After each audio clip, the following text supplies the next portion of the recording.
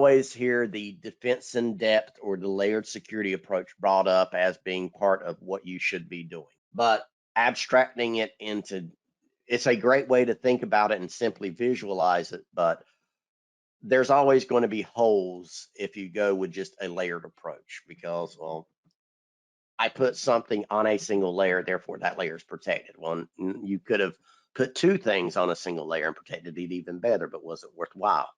I would say though, as a first step for things to go look for is you want endpoint protection on the endpoints themselves.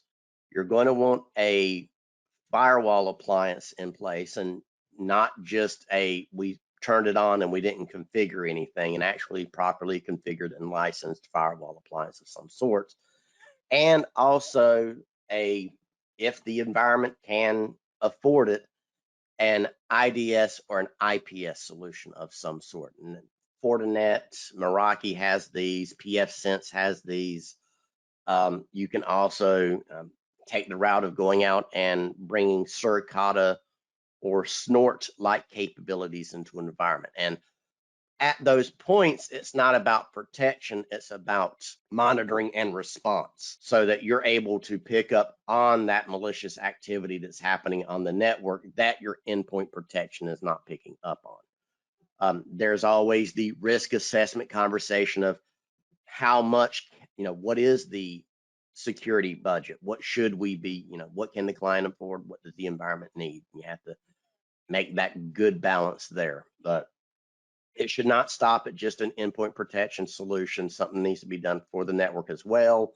And then you also need to be able to say, it doesn't matter if your entire business burns down, it's fine. All of your mission critical data and your mission critical system backups were automatically offsite anyway.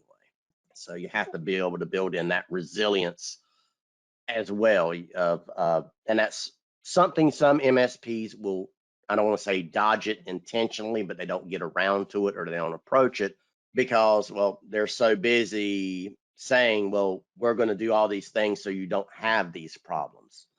The downside is that you really have no control whatsoever over one day an attacker finding an undocumented vulnerability and leveraging it to completely decimate an environment.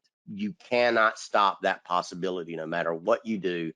So you have to be able to recover from that type of scenario. So it's important to have those recovery, the business continuity and the disaster recovery plans well defined in place, and that partners understand that you're going to be, understand the concepts of it, and that if this happens, it means you will be down X amount of hours, X amount of days.